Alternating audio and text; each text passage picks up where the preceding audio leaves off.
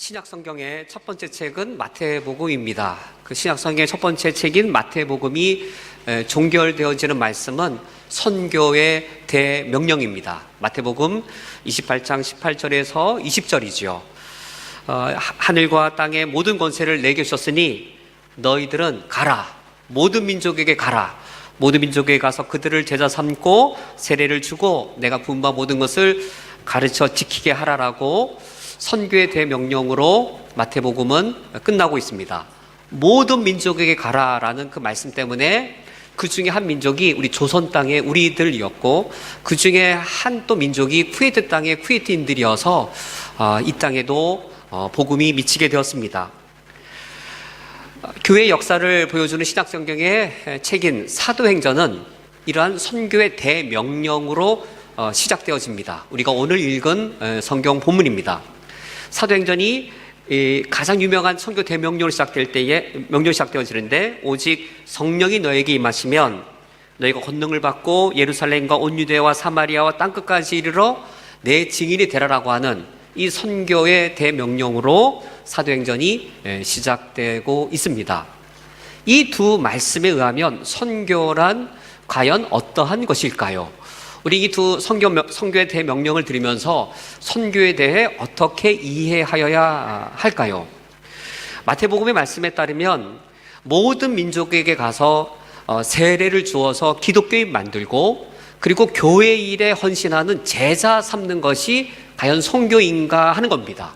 많이들 그렇게 해왔습니다. 선교를 이방 종교인 사람에게 가서 복음을 전하고 세례를 받게 하고 성경을 가르쳐서 교회 일 많이 하는 제자 삼았을 때에 선교가 성공했나 보다 라고 여겼을 때에는 선교가 어느 한 지역의 예배당 짓는 것으로 요약되어집니다. 과연 그것이 선교라고 할 때에 가장 중심된 부분이고 핵심인가 라고 하는 겁니다.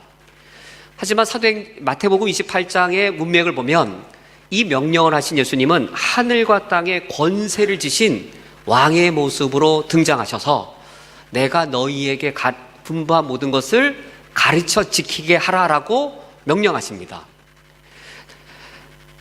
세례를 받게 하고 이 제자를 삼아서 궁극적인 열매는 뭐냐면 예수님이 분부하신 것을 가르쳐서 지키게 하는 것인데, 그 예수님이 분부하신 것들이 마태복음에 등장하는 설교들입니다. 마태복음에 등장하는 설교들, 첫 번째 설교가 산상설교인데, 그 산상설교는 하나님 백성의 윤리입니다.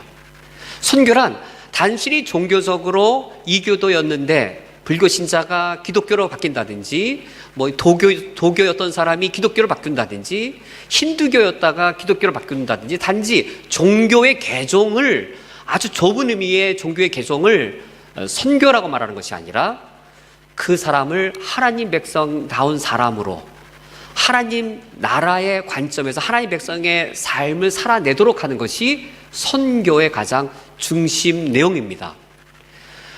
우리가 오늘 읽은 사도행전 1장의 본문은 직접적으로 하나님 나라가 언급되어집니다. 예수님이 부활하신 후 40일 동안 이 땅에 계시면서 하나님 나라에 관한 일을 가르치셨습니다.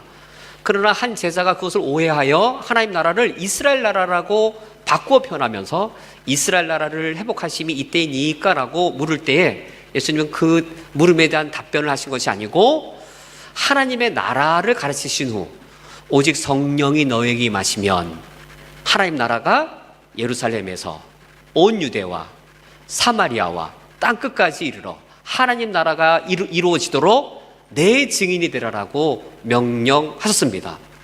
즉 신약 성경에서 선교의 대명령, 마태복음 28장과 사도행전 1장의 이 가장 대표적인 선교의 두 대명령은 하나님 나라의 관점에서 말씀하고 있는 것이지, 단순히 종교적으로 기독교의 전 세계화, 기독교를 영역적으로 전 세계에 흐트러 퍼지게 하는 것, 그것을 선교의 핵심으로 여기고 있지 않습니다. 이렇게 생각할 때에 이런 선교는 전도와 어떤 차이가 있을까요? 저는 청년 때에 전도에 대한 부담감은 있었지만 선교에 대한 부담감은 없었습니다. 선교는 저와 무관하다라고 많이 여겼던 것이죠. 그래서 선교는 전도와 매우 다르고 차원도 다르고 별개의 것으로 여겼는데, 과연 이런 선교와 전도는 과연 비교해 볼 때 어떠할까요? 우리는 베드로와 바울을 서로 비교해 보면서 알 수 있습니다.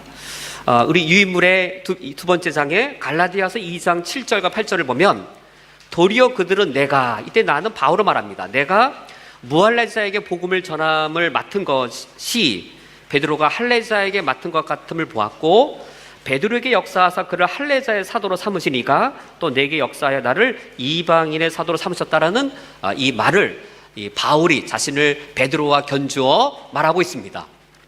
바울 그는 이방인의 사도였고 베드로는 유대인의 사도라고 요약한 이 말을 보면, 베드로는 유대인으로서 유대인에게 복음을 전하는 것이었습니다. 같은 언어, 같은 문화를 갖고 있는 유대인이 유대인에게 복음을 전하는 유대인의 사도였다면, 바울은 유대인으로서 언어가 다르고 사고방식이 다르고 문화가 다른 이방인에게 복음을 전하는 사도였습니다. 오늘날 우리가 이제 선교학에서 전도와 선교를 구분할 때 타문화권의 복음을 전하는 것을 선교라고 말합니다.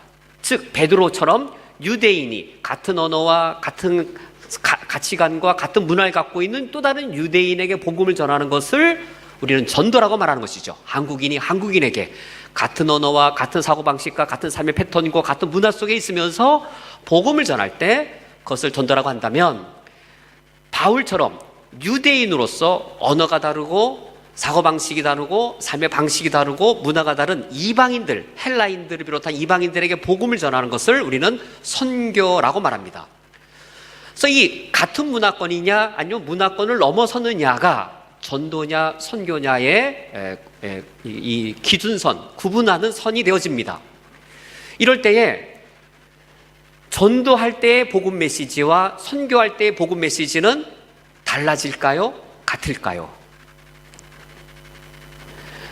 유대인이 유대인에게 복음을 전할 때, 베드로가 유대인들에게 복음을 전할 때의 그 내용과 사도 바울이 유대인으로서 이방인들에게 복음을 전할 때에 그 메시지는 달라질 것인가? 사도행전 2장의 베드로의 설교, 2장은 베드로의 설교죠.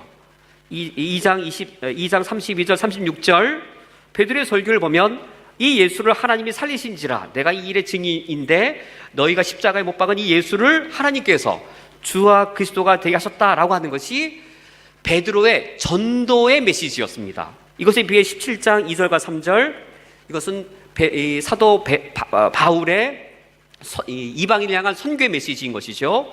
새 안식일에 성경을 강론하면서 그리스도가 해를 받고 다시 살아나야 될 것을 증언한 후에 이 예수가 곧 그리스도라고 확증하여서 베드로의 전도할 때의 메시지나 바울이 선교할 때의 메시지가 같은 것임을 알 수 있습니다.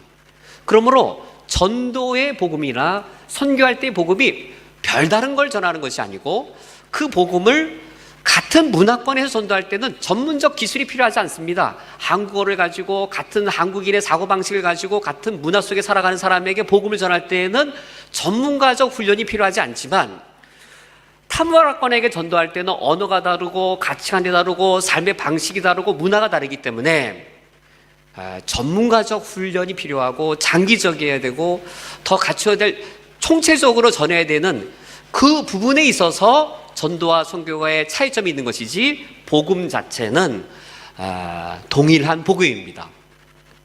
그렇다면 이러한 선교를 쿠웨이트 한인연합교회가 하고자 할 때에 우리는 먼저 어떤 대상을 선교의 대상으로 우리 교회가 정해야 될까요? 고전적인 선교관이 현대로 들어오면서 바뀌게 되어집니다. 선교의 대상을 정할 때 고전적인 선교관에서는 지역이면 지역의 경계선이 문화의 경계선이었어요. 지역을 넘어서면 문화의 경계선이 넘어서는 것이었어요. 지금도 물론 그런 면이 대단히 많습니다. 이집트 선교사님, 또 요르단 선교사, 파키스탄 선교사, 다 지역이지요. 지역에 따라 선교사님들을 구분합니다. 베트남 선교사, 공산권이구나. 그 자체로 떠오르죠. 필리핀 선교사님들, 필리핀이다. 그러면 거기는 자본주의 국가죠.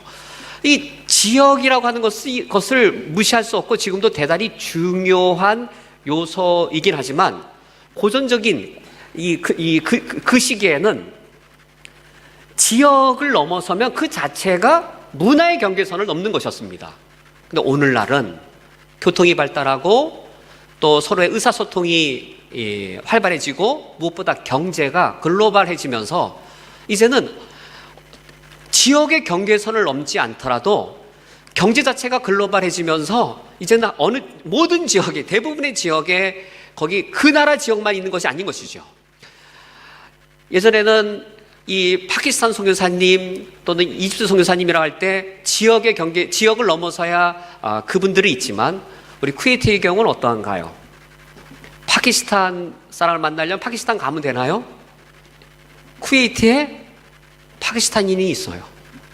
쿠웨이트에 인도인이 있어요. 쿠웨이트에 네팔인이 있어요. 네팔 선교를 하기 위해 네팔을 가지 않아도 쿠웨이트에 있어요. 고전적인 선교가는 내가 살고 있는 땅을 넘어가야, 이 지역의 경계선을 넘어가야 선교라는 개념이 우리에게 많이 있었지만 이제는 현대가 되어질수록 의사교통과 여러 상황들, 특히 경제 중심으로 많이 이 문화 자체가 한 지역에 여러 문화가 공존하고 있는 시대가 되었기 때문에 우리는 선교를 단순히 지역의 경계로 따지기보다 그 원리 자체로 문화의 경계선을 가지고 선교의 대상을 삼아야 합니다. 그렇다 우리 쿠웨이트 한인연합교회가 선교한다고 할 때에 이를테면 파키스탄인을 선교한다고 할 때에 파키스탄에 있는 파키스탄인을 선교하는 경우와 쿠웨이트 안에 있는 파키스탄인을 선교하는 경우 뭐가 쉬울까요? 네팔 지역에 있는 네팔인을 선교하는 경우와 쿠웨이트 안에 있는 네팔인을 선교하는 경우 어디가 쉬울까요? 굳이 거길 가야 될까요? 정말로 우리가 선교를 그냥 우리가 선교한다라고 하는 그 이름이 아니고 정말 실제로 선교를 하고자 할 때에 쿠웨이트 안에 선교의 대상들이 있어요. 만약에 네팔인이 여기에 3년 있다가 네팔로 돌아간다면 그 3년은 선교에 좋은 기회입니다. 파키스탄인이 여기에 5년 있다가 돌아간다면 5년은 기회예요. 그 어려운 파키스탄 가서 선교를 하고자 하기보다 여기가 좋은 기회예요.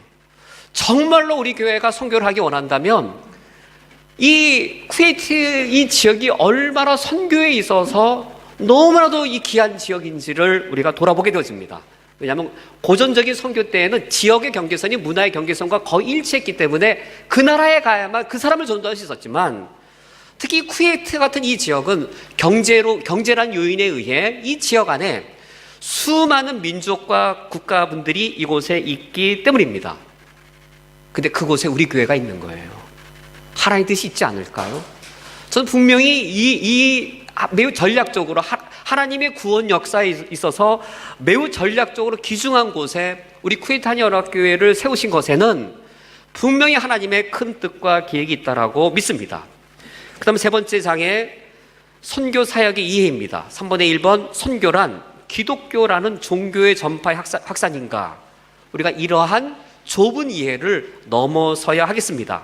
마을 안에 예배당 건축하는 것 물론 중요합니다. 이거 없이 선교 가능하지 않지만 마을 안에 예배당 건물 짓는 것 자체가 선교의 핵심이거나 본질이지 않습니다.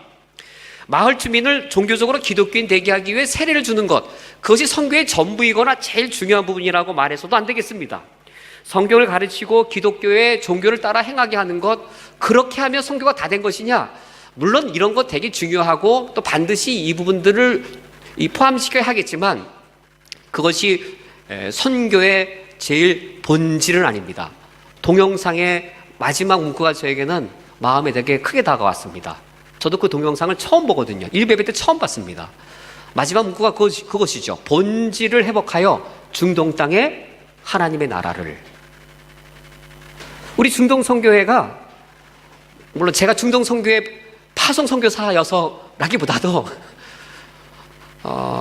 한국의 많은 선교단체들이 본질을 잃어버릴 수 있어요. 그냥 예배당 짓고 우리 선교회는 몇 개 예배당을 세웠다, 몇 개 처소에 교회당 만들었다, 몇 명에게 세를 주었다. 사진 찍어서 야 여기 이 마을에 1000명의 세례를 주고 저 마을에 1000명의 세례를 주고 작년에 몇 개 교회를 세우고, 그게 바로 선교의 본질을 왜곡시킨 것이었어요. 본질을 회복해야 돼요. 본질의 회복이란 하나님 나라예요. 하나님 나라가 임하게 하는 거예요. 그 한 개인에게 하나님 나라가 임하게 하고 그 나라 땅에 하나님 나라가 임하게 하는 것이지, 기독교란 종교를 영역적으로 세계화시키는 것을 이 선교로 여기고 있는 흐름을 우리는 거부해야 하겠습니다. 그것은 새로운 게 아닙니다. 우리 이범지 사모님께서도 말미에 예를 들어 주신 것처럼 세계 교회 역사상 최고의 선교의 열매는 한국 교회 선교입니다. 조선시대의 선교가 세계 교회 역사상 최고의 성공적 경우였어요. 언더우드, 아펜젤러 송사님 비롯한 우리나라에 일어난 선교, 그것을 놓고 볼 때에 그때 우리나라는 어떤 시대였는가? 송사님들이 처음에 우리나라에 당도했을 때에는 일제가 우리나라의 주권을 침탈하고자 했던 시기였습니다. 구한말의 시기였습니다. 그리고 일본의 이 일사늑약에 의해 주권을 찬탈당하고 식민치하로 들어간 그 시기가 한국의 선교 시기였어요. 조선이 무너지고 이 일제화되어지는 그 우리 민족의 가장 아픈 시기에, 그때 아펜젤러, 언더우드 이런 선교사님들이 오실 때 그분들의 목적이 무엇이었을까요?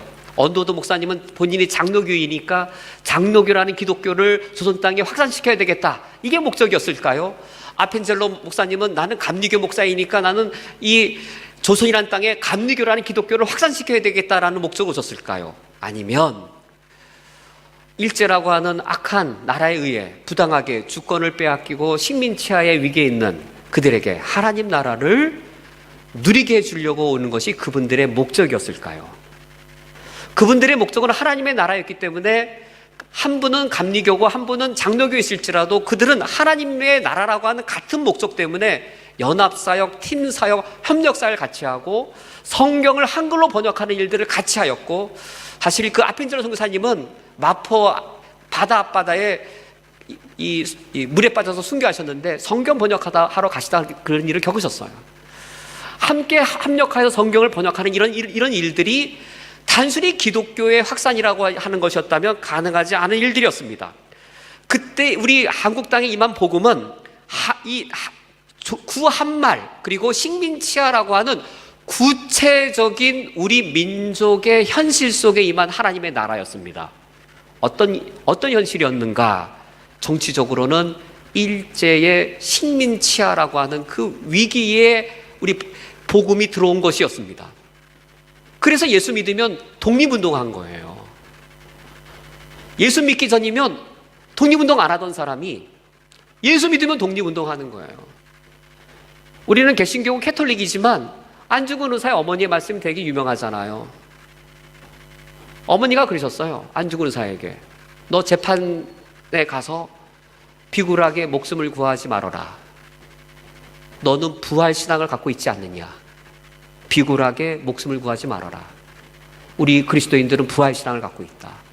그래서 아들에게 그냥 죽으라고. 이 기독교 신앙이에요.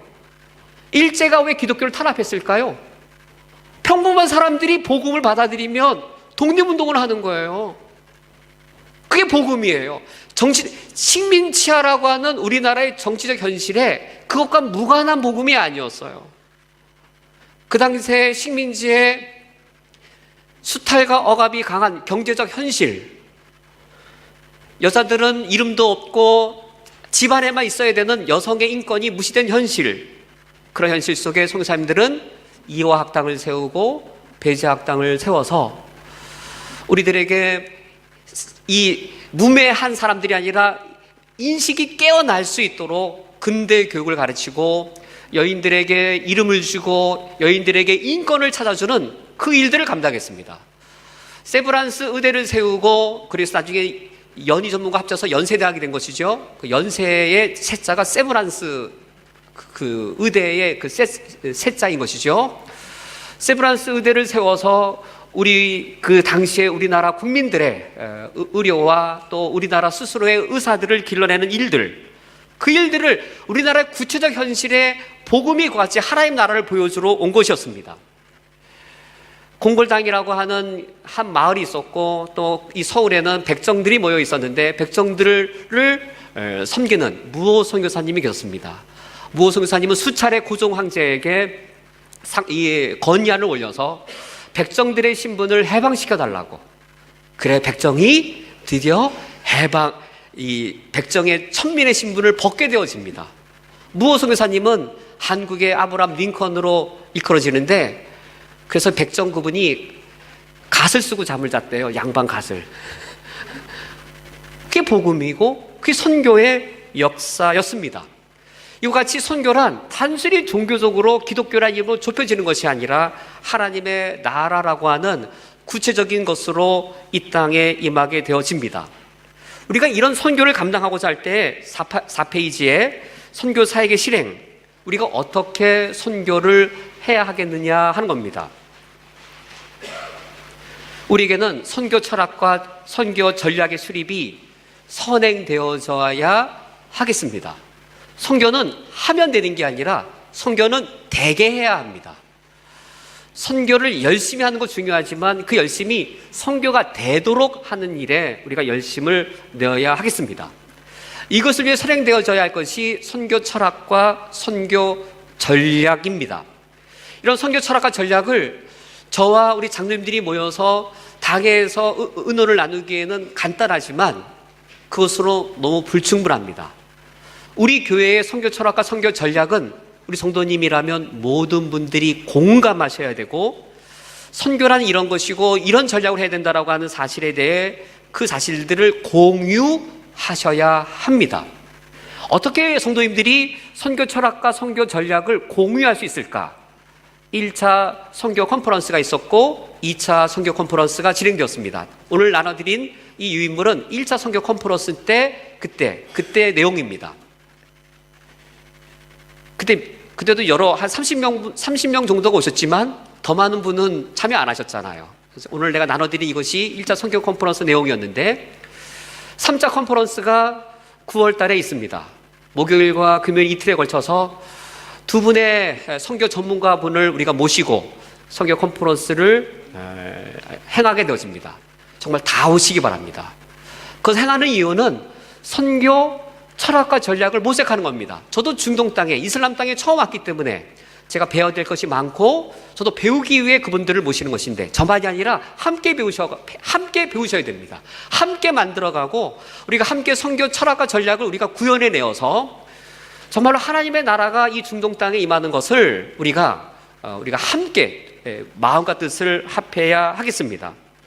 이런 선교 철학이 왜 중요한가? 선교 전략이 없으면 우리 이범재 장로님께서도 언급했듯이 우리가 선교사님들을, 후원할 선교사님들을 우리가 정할 때에 우리의 사견에 따를 때가 많아요. 또는 우리의 관계에 따를 때가 많아요. 누군가랑 친하기 때문에 그분과 또 끊을 수도 없고, 누군가 관계가 많기 때문에 하기가 쉬워요. 그렇다 보면은 전략도 없고 철학도 없고 백화점식으로 다양한 분들을 섬기고는 있지만 선교의 구체적인 열매가 어려울 수 있습니다. 우리에게는 선교 철학과 전략의 수립이 필요한데, 그것은 무엇을 또 가능하게 할 것이냐면, 우리와 선교 철학이 같은 선교사님들이나 교회들이 연합과 협력을 할 수 있게 되어집니다. 쿠웨이탄 연합교회가 커봐야 몇 명이고 1년 예산이 얼마밖에 안 됩니까? 우리 교회 예산의 20%니까 대단히 많은 부분이 나가긴 하지만 절대 금액이 많지가 않은 거죠. 그 돈으로 또 우리 한 200여 명의 성도님이 얼마나 무슨 대단한 일을 할 수 있을까요? 우리가 할 수 없어요. 선교 철학과 전략을 세운 후 같은 철학과 같은 전략을 갖고 있는 단체 또는 교회, 선교사님들과 연합하고 팀 사역을 할 때, 그때 하나님의 일을 이룰 수 있습니다. 오늘 이범재 장로님의 선교 보고에도 함께 그 내용이 나왔듯이 우리가 협력하고 연합하지 않고서는 하나님의 일을 도모할 수가 매우 어렵게 되어집니다. 마지막 페이지의 마지막 도표를 보시고 제가 말을 맺도록 하겠습니다. 마지막 페이지의 마지막 도표는 제가 지난 4월달 선교 1차 컨퍼런스를 할 때에 우리 교회에 와서 제가 마음에 정리를 한 부분들입니다.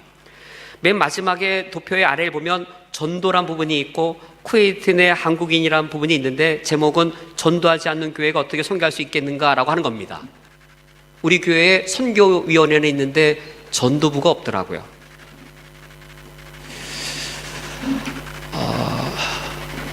전도하지 않는데 선교할 수 있을까요? 그건 가능하지 않은 일입니다. 전도하지 않는 교회가 어떻게 선교를 할 수 있을까요? 우리 교회가 사실 전도부가 없었던 거지 전도를 안 한 게 아니죠. 우리 교회가 전도를 했는데 전도부가 없었던 거죠. 그러나 우리가 선교부를 세워서, 선교위원회를 세워서 선교를 힘있게 감당하고자 하는 것처럼 우리가 전도위원회 또는 전도부를 세워서 전도를 할 때 가능한 것이죠. 우리 스스로 예수 그리스도를 믿도록 하는 복음의 강력한 열정과 능력이 우리 안에 가득 찰 때 그것이 뿜어져 나가서 선교로 드러나는 것이지, 우리가 누구를 선교하는지 어느 선교사인지 알지도 못하고 우리 스스로도 전도의 열정이 없는데 선교를 한다? 그건 뭔가 가능하지 않은 이야기입니다. 쿠웨이트에 2,500명의 한인이 있습니다. 우리가 잘 압니다. 한국에 있을 때 예수 믿기 힘들지만 쿠웨이트에 나와서 해외 생활하면 예수님 믿기 너무 좋은 기회입니다. 정말 그렇죠. 그분들이 한국 돌아가기 전에 그분들에게 하나님이 얼마나 선하시고 예수님이 얼마나 사랑이 많은 분이신지 우리가 정말 그분들에게 예수님의 사랑을 알게 해드려야 되는 것이죠.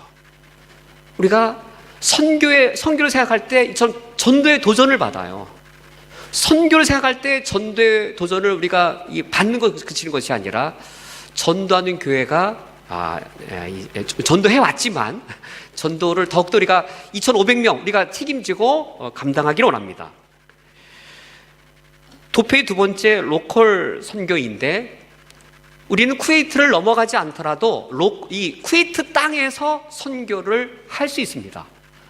파키스탄에 있는 파키스탄인을 전도하기보다, 네팔에 있는 네팔 사람을 전도하기보다, 스리랑카에 있는 스리랑카인을 전도하기보다 여기 있어요. 이 땅에 있어요. 그분들을 우리가 섬길 수 있습니다. NECK가 너무나도 우리에게는 귀한 장소인 거예요. 스리랑카 분들을 전도하고자 한다면 스리랑카 교회가 있어요. 우리가 그분들과 협력하면서 길을 도모할 때 반드시 있습니다. 그리고 두 번째 그 로컬 선교에 한국인이 제3국인에게 선교하는 NECK NGO 성격이 있는데, 이번에 이범재 장로님께서 NGO 대표분을 우리 교회로 이번에 초청하셨습니다. 선교에 있어서 NGO적 성격이라고 하는 것은 선교를 단순히 기독교란 종교로 좁히는 것이 아니라 하나님 나라의 관점에서 어떻게 선교를 해야 되는지 우리에게 많은 중요한 통찰력들을 주고 있습니다. 현재 우리가 푸드케어나 클리닉에 약간의 경제적, 재정적 보조와 또 우리가 함께 참여하는 약간의 일을 하고 있지만, NGO 성격의 차원으로 할 때는 이런 식의 클리닉이나 푸드케어 같은 단순한 프로그램 차원이 아니고 이것을 넘어서서 사람을 변화시키고 사회를 변화시키기 위한 더 전문가적이고 더 전략적인 것들이 필요합니다. 저도 이번에 그 NGO 대표분이 오시면 어떻게 가르칠지 저도 기대가 되게 많이 되어지는데, 우리 성도님들이 함께 오셔서 어떤 철학과 어떤 전략으로 NGO에 대해서 어떻게 우리 선교에 대하여 우리가 접목해야 될 것인지 우리가 함께 나눌 수 있기 원합니다. 세 번째가 그 이후에 해외 선교입니다.